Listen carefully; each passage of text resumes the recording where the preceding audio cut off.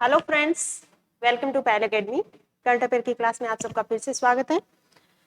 आपने न्यूज़पेपर में देखा होगा कि ये न्यूज़ सबने पढ़ी होगी कि आरपीएससी को फिर से कार्मिक विभाग ने जो न्यू वैकेंसी आने वाली है 900 पद है जिसमें उसकी अभ्यर्थना भेज दी है। अब आरपीएससी उसका अध्ययन करेगी, उसके बाद अगर सब कुछ सही रहा तो जल्द ही आपका विज्ञापन है वो जारी हो जाएगा। तो अब आपको फुल फोकस करना है आरएस प्री के लिए। यूं मान के चलो आपकी जुलाई फर्स्ट वीक या जुलाई में आपका नोटिफिकेशन आ जाएगा, तो उसके बाद आपके पास प्री के लिए 3 या 3.5 महीने मैक्सिमम आपके पास बचते हैं। तो आपको अभी से आरएस जो प्रीलिम्स है उसकी अच्छे से प्रिपरेशन स्टार्ट कर देनी चाहिए सीरियसली, ठीक है। और एक्सक्लूसिव जो देखो आरएस प्रीलिम्स बैच है, पहल एकेडमी इसको जल्द शुरू करने वाली है, तो आप इसको भी ज्वाइन कर सकते हो। आरएस प्री है वो आपका पहला स्टेज होगा। आरएस बनने का पहला स्टेज आपका क्या है? प्रीलिम्स है। तो उसके वो हो जाएगी, उसके बाद आप मेंस करोगे, फिर आपका इंटरव्यू होगा। तो अब फोकस करो आप प्री पे, ठीक है। आपको ये पता होना चाहिए कि क्या पैटर्न रहता है, पीछे के जो भी पेपर है वो पेपर देखो, उनका अच्छे से अध्ययन करो, रिसर्च करो उन पर। फिर ये देखो कि कौन सा ऐसा आपका हिस्ट्री आ रही है उसके सवाल कितने हैं, पॉलिटी है उसके सवाल कितने हैं, अगर इकोनॉमिक्स है उसके सवाल कितने हैं, करंट अफेयर की अपनी क्लासेज हो रही है उस वहां से सवाल कितने आ रहे हैं। तो ये एक आपको माइंड में आपका होना चाहिए कि ये सवाल इस पेपर में 150 में से इतने सवाल में अटेम्प्ट करूंगी या तो मेरा जो आरएस प्री है वो क्लियर हो जाएगा। तो ये समय समय पर हम आपको बताते रहेंगे। आप इस आरएस प्रीलिम्स बेस है इसको ज्वाइन कीजिए और करंट अफेयर की क्लासेज जो होती है वो कंटिन्यू देखिए। जो प्री का पेपर होता है उसमें आप मान के चलो 20+, कम तो किसी भी हाल में नहीं होगा, 20+ आपके करंट अफेयर के सवाल है वो आते हैं।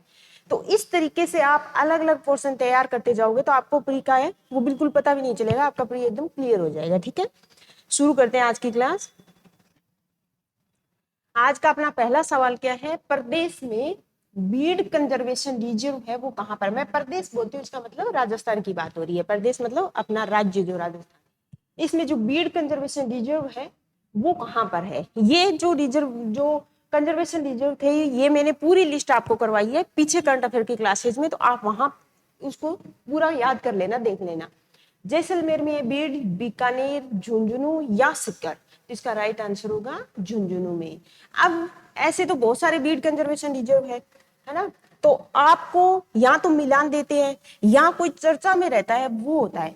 तो ये इस वजह से चर्चा में रहा कि अभी हमने क्या पिछली क्लास में मैंने आपको बताया था कि अंतरराष्ट्रीय जैव विविधता दिवस मनाया था 22 मई को। ये सवाल हमने किया था। तो उस दिन क्या हुआ कि ये जो बीड कंजर्वेशन रिजर्व है जो झुंझुनू में है वहां पर जंगल सफारी की शुरुआत की गई थी, तो इस वजह से ये रिजर्व है ये चर्चा में रहा है। अगला सवाल है, राजीव गांधी शहरी ओलंपिक का आयोजन कितने स्तर पर किया जा रहा है? पहले हुआ था राजीव गांधी ग्रामीण ओलंपिक हुआ था, उन्हीं की तर्ज पर राज्य सरकार ने राजीव गांधी शहरी ओलंपिक है उनका आयोजन कर रही है। तो इनका कौन से जो लेवल है, किस लेवल पे हो रहा है? स्तर 2 स्तर पर, 3 पे, 4 पे या फिर 1 स्तरीय ये जो ओलंपिक है ये हो रहे हैं। तो इसका राइट आंसर होगा 3, ठीक है। 3 स्तर पर जो राजीव गांधी शहरी ओलंपिक है वो 3 स्तर पर हो रहा है और जो राजीव गांधी ग्रामीण ओलंपिक थे उनके स्तर थे आपके 4। अब देखते हैं ये 3 कौन कौन से हैं। 3 स्तर, ये सिंपल सीधा सवाल आपका आ सकता है, सबसे पहले तो ये ध्यान में रखना है। अब स्तर आपको पूछ ले तो एक तो नगरीय निकाय, फिर आपका होगा जिला स्तर पर और फिर आपका होगा राज्य स्तर पर, ठीक है। अब आपसे पूछ ले कि ग्रामीण ओलंपिक है इनका आयोजन कितने स्तर पर हो रहा है, तो ये हुआ था 4 स्तर पर, जिसमें सबसे पहला लेवल था ग्राम, उसके बाद ब्लॉक, फिर जिला स्तर पर और फिर राज्य स्तर पर। तो ये 4 स्तरीय परियोजना जो ओलंपिक हो रही थी ये था, और ये शहरी है ये 3 स्तर पर, 3 लेवल पे ये हो रहा है। क्लियर? अगला है, प्रदेश में इंदिरा गांधी गैस सिलेंडर योजना को कब लागू किया गया? रोजाना चर्चा में रहती है, महंगाई राहत कैंप है उसमें भी ये, या और जो भी योजना है उनके बारे में चर्चा होती है। तो आपको बताना है कि जो इंदिरा गांधी गैस सिलेंडर योजना है इसको कब लागू किया गया?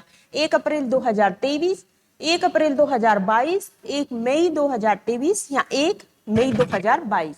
इसका राइट आंसर है दोस्तों 1 अप्रैल 2023 को इंदिरा गांधी गैस सिलेंडर योजना है उसकी शुरुआत की गई है, वो लागू हुआ है। और इसके तहत ये राज्य सरकार की योजना है, ध्यान रखना।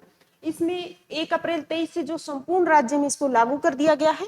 लगभग 76 लाख जो उपभोक्ता है उनको केवल 500 रुपए में गैस सिलेंडर है वो उपलब्ध करवाया जा रहा है। ये सवाल आपको इंटरव्यू में भी एक तरीके से पूछ सकते हैं, तो आपको उसके बारे में पूरी नॉलेज होनी चाहिए। अब इसके तहत जो लाभार्थी है वो कौन कौन है? उज्ज्वला योजना, ये केंद्र सरकार की योजना है, तो उसमें चयनित जो भी परिवार है और साथ ही बीपीएल श्रेणी के जो भी परिवार है वो इस गैस कनेक्शन धारक परिवार इस योजना के पात्र होंगे।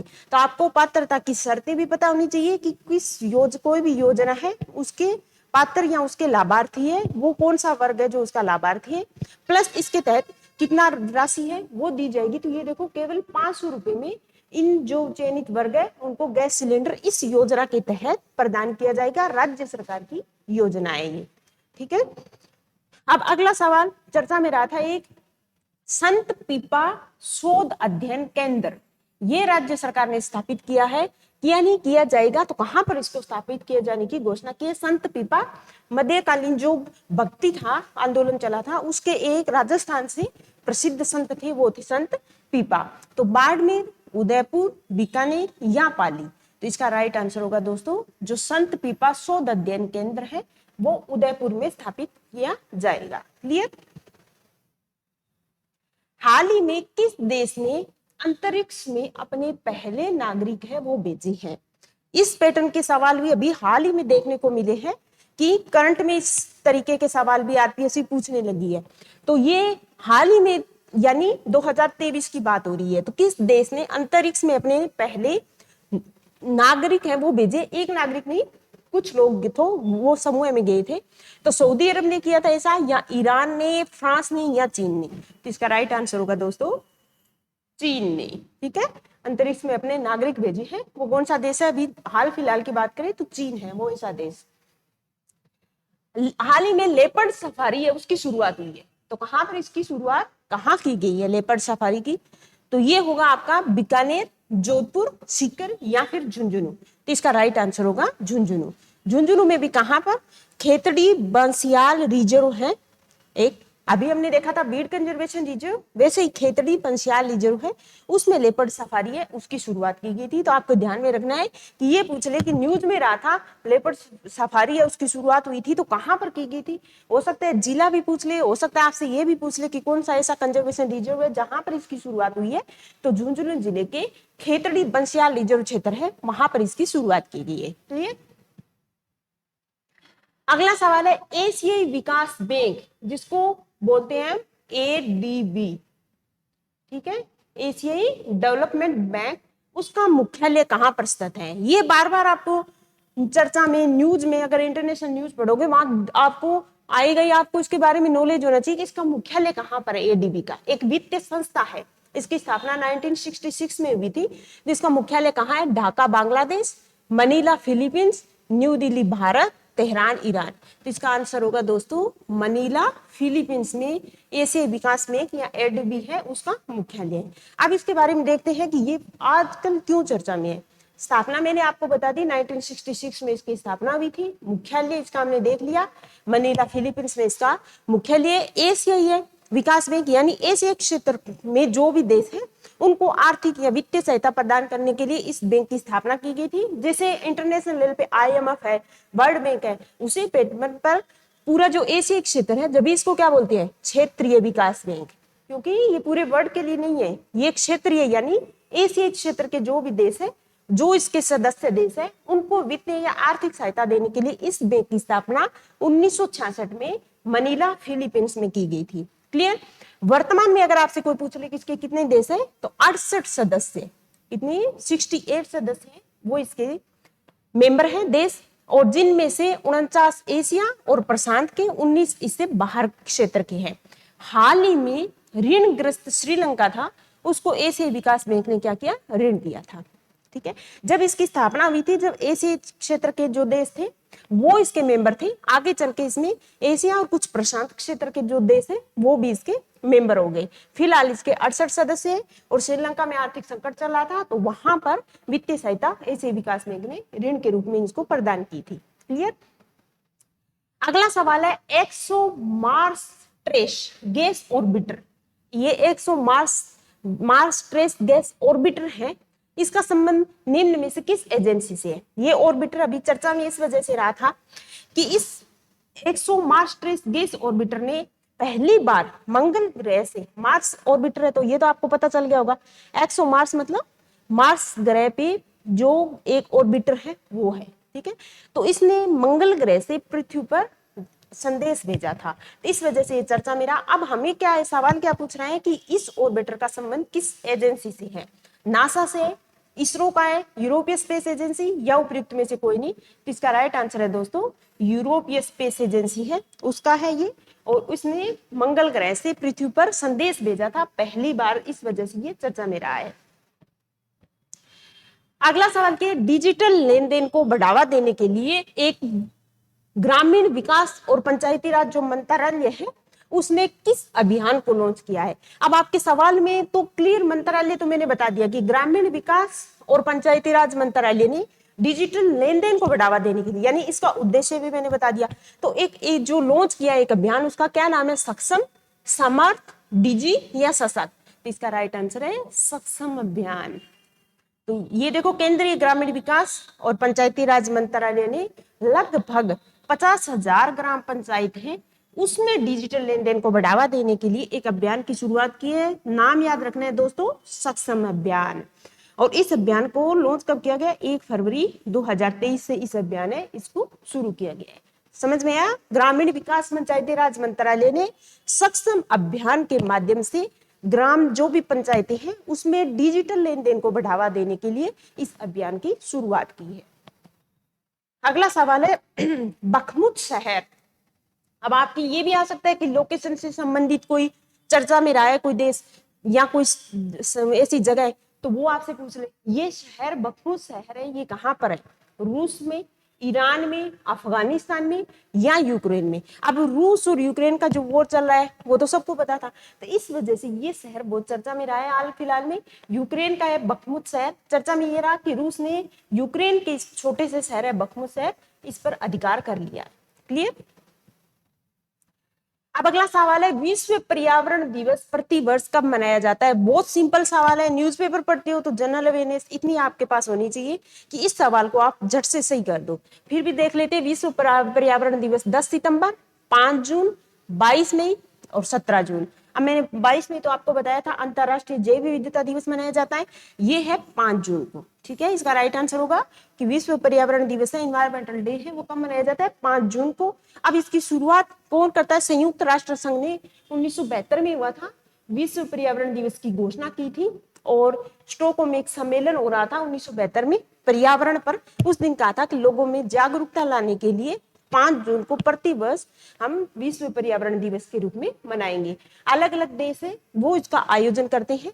अभी भारत ने किया था 2018 में, जब बीट प्लास्टिक पोल्यूशन उसकी थीम रखी थी, जब भारत ने इसकी मेजबानी की थी जब। और 2023 अभी हाल ही में बात करें तो नीदरलैंड के साथ साझेदारी में कोटे डी आइवर द्वारा इसका आयोजन किया गया और 50वीं वर्षगांठ थी। तो आपको थोड़ा ध्यान में रखने की जरूरत है कि इस विश्व पर्यावरण दिवस है इसकी 50वीं वर्षगांठ है हमने मनाई, और इसकी 2023 के लिए भी थीम रखी बीट प्लास्टिक पोल्यूशन। ठीक है, 2023 की बीट प्लास्टिक पोल्यूशन पर पूरी तरीके से जागरूकता फैलाने की कोशिश की गई। अगला सवाल है निम्न कथनों पर विचार करना है, आपको बताने कि कौन सा कथन है वो सत्य है। पहला है प्रधानमंत्री मातृ वंदना योजना भारत में एक मातृत्व लाभ कार्यक्रम है। अब आपको नाम से पता चला है कि मातृ वंदना योजना है, तो मातृत्व से संबंधित केंद्र सरकार की योजना है। दूसरा, ये महिला और बाल विकास मंत्रालय द्वारा क्रियान्वित एक केंद्र प्रायोजित योजना है। बिल्कुल सही है, नाम से पता चल रहा है प्रधानमंत्री, अगर ऐसा कोई आ रहा है मुख्यमंत्री ये आ रहा है तो इसका मतलब राज्य सरकार की है। प्रधानमंत्री मातृ वंदना योजना, तो इसका मतलब ये केंद्र सरकार की योजना है। उसका नोडल जो मंत्रालय है वो महिला और बाल विकास मंत्रालय, इसका नोडल मंत्रालय। क्लियर। अब पूछ क्या रहा है, कौन सा कथन सत्य है? केवल एक, दो, एक और दो दोनों, सी केवल दो, डी आपका प्रयुक्त में से कोई नहीं। तो एक और दो दोनों है, वो इसका राइट है। अभी हाल ही में इस वजह से, ये कोई आज की योजना नहीं, बहुत पुरानी योजना है, चर्चा में इस वजह से रही कि राजस्थान का दौसा है जो डिस्ट्रिक्ट है, उसमें प्रधानमंत्री मातृ वंदना योजना को एक तरीके से गोद भराई समारोह के रूप में मनाने की एक नई पहल की गई, ताकि लोगों में इसके बारे में ज्यादा से ज्यादा जागरूकता आ सके। तो केंद्र स्तर पर, राष्ट्रीय स्तर पर इस योजना है या इस गोद भराई समारोह है, इसकी पहल, इस पहल की बहुत ज्यादा सराहना हुई थी। और इसका आयोजन कहाँ हुआ था? राजस्थान के दौसा जिले में। ठीक है। अगला है एक्स एक्वेरिन। एक्स एक्वेरिन मतलब एक्सरसाइज एक्वेरिन हुई थी। भारत ने किस देश के साथ इसको संपन्न किया है एक्सरसाइज एक्वेरिन को? श्रीलंका, म्यांमार, मालदीव या बांग्लादेश? तो इसका राइट आंसर होगा एक्सरसाइज एक्वेरिन है वो मालदीव और भारत की जो संयुक्त सैन्य अभ्यास है उनके बीच से भी संपन्न हुआ है। ग्लोबल इकोनॉमिक प्रोस्पेक्ट्स रिपोर्ट, ये सवाल पहले भी करवाया है मैंने।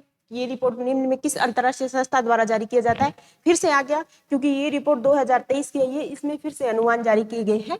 तो अंतरराष्ट्रीय मुद्रा कोष की, वर्ल्ड बैंक की, एशियाई विकास बैंक या ब्रिक्स की? इसका राइट आंसर होगा ये ग्लोबल इकोनॉमिक प्रोस्पेक्ट रिपोर्ट है, ये वर्ल्ड बैंक की रिपोर्ट है। 2023 की जो आई है उसमें नवीनतम संस्करण में ये बोला है कि जो वर्ल्ड की ग्लोबल अगर जीडीपी देखें तो वो 2022 में 3.1% थी, तो 23 में वो घटकर हो जाएगी 2.1% होने का इसमें अनुमान लगाया गया है। ठीक है। अब आप भारत का देखना कि इस रिपोर्ट में भारत की जो विकास दर है वो 2023 में कितना प्रतिशत रहने का अनुमान इस रिपोर्ट में लगाया गया है। अगला सवाल है विश्व बाल श्रम निषेध दिवस। आपको पता होना चाहिए कि ये सबसे पहले तो विश्व बाल श्रम निषेध दिवस है, कब मनाया जाता है, किस संस्था द्वारा इसको शुरुआत की गई थी? तो 10 जून, 12 जून, 17 जून या 21 जून? तो इसका राइट आंसर होगा दोस्तों 12 जून को विश्व बाल श्रम निषेध दिवस मनाया जाता है, 12 जून को। और मनाता कौन है? ILO यानी अंतरराष्ट्रीय श्रम संगठन 2002 से विश्व बाल श्रम दिवस मनाया, इसकी घोषणा की गई थी। लगातार इसको मना रहा है प्रतिवर्ष।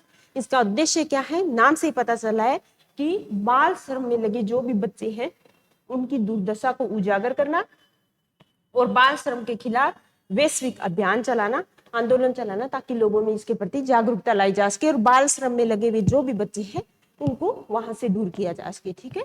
तो ये दिवस मनाया जाता है 12 जून को। अगला सवाल है तापी परियोजना को वित्त पोषण निम्न में किस वित्तीय संस्था द्वारा किया जा रहा है? तापी, अब नाम से पता चला होगा आपका, TAPI।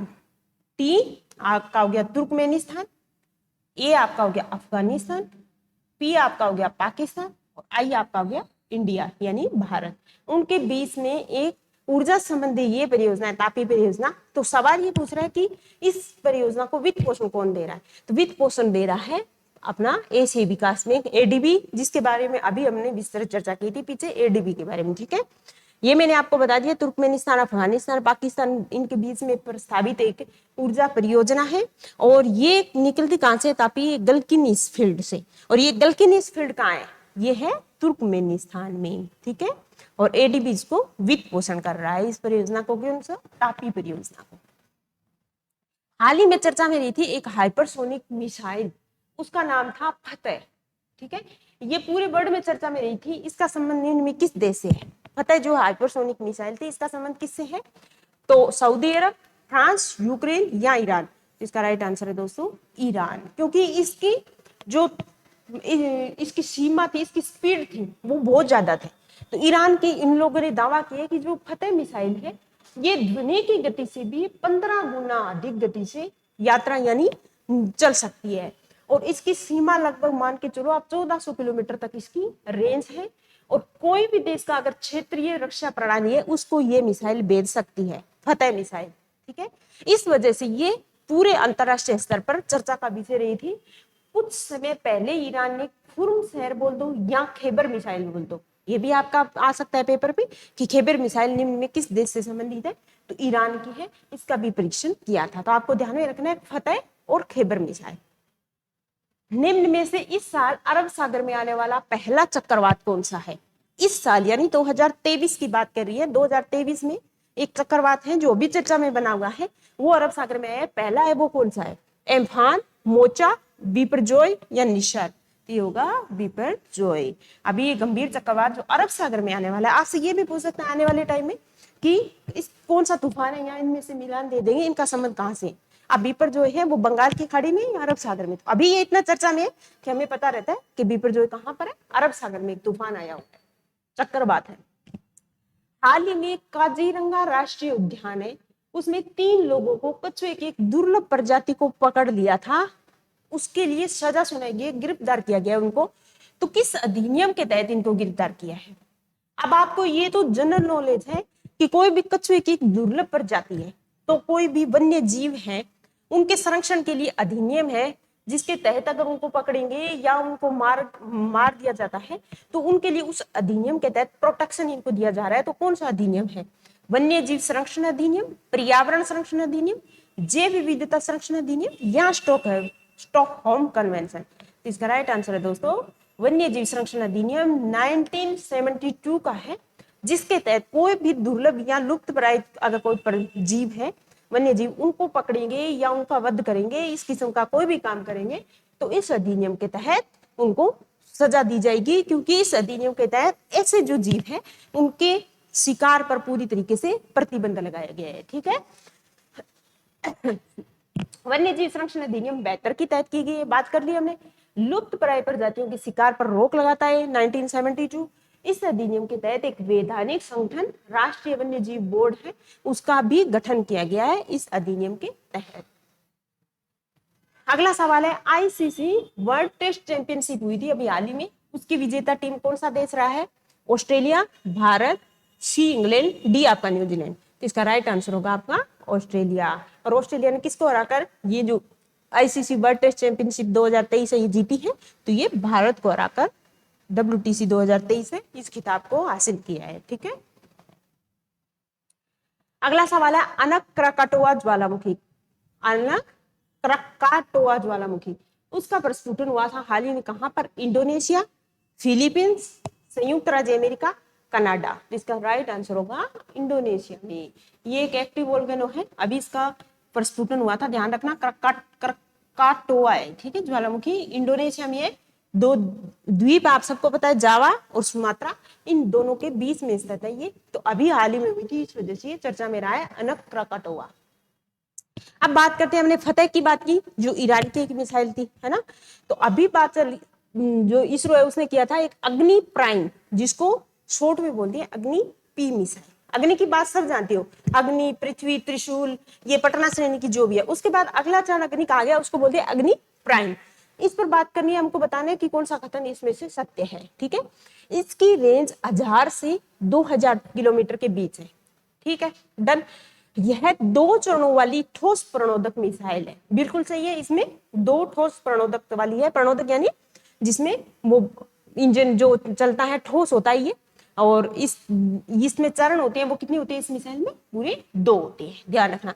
यह अग्नि श्रृंखला की पिछली जो सभी मिसाइल है उसकी तुलना में हल्की मिसाइल। ठीक है, इसका वजन ज्यादा नहीं है, हल्की मिसाइल।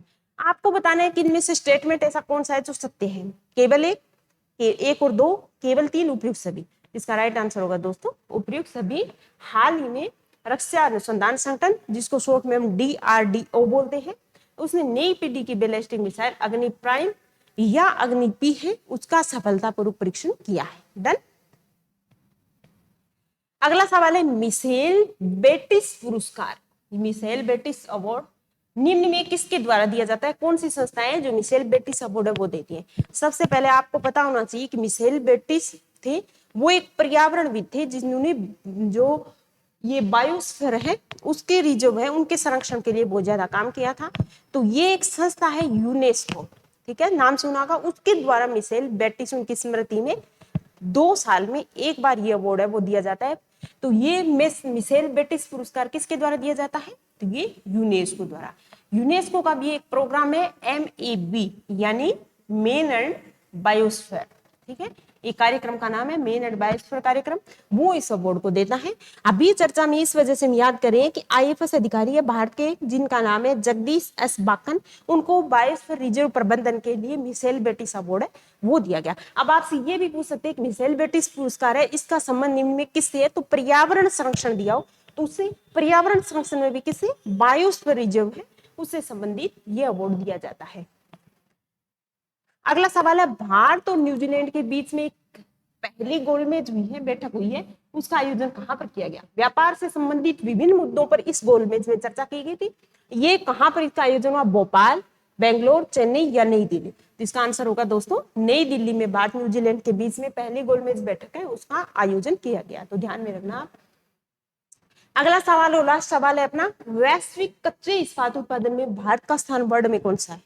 वैश्विक कच्चा इस्पात होता है उसके प्रोडक्शन में अगर पूरे वर्ल्ड वाइड में बात करें हम तो वो चीन पहले स्थान पर है, पहले था जापान दूसरे स्थान पे, अभी हाल फिलहाल में क्या हुआ जापान को पछाड़कर भारत दूसरे स्थान पर आ गया है, तो भारत का स्थान कौन सा है, दूसरा। ये हमने बात की चीन कच्चे इस्पात के उत्पादन में प्रथम स्थान पर है और भारत विश्व का दूसरा सबसे बड़ा इस्पात उत्पादक देश है वो बनकर उभरा है, ठीक है। ओके दोस्तों, आज के हम करंट अफेयर की क्लास में इतना ही, नेक्स्ट वीक फिर मिलते हैं एक नई करंट अफेयर की क्लास के साथ। Thank you.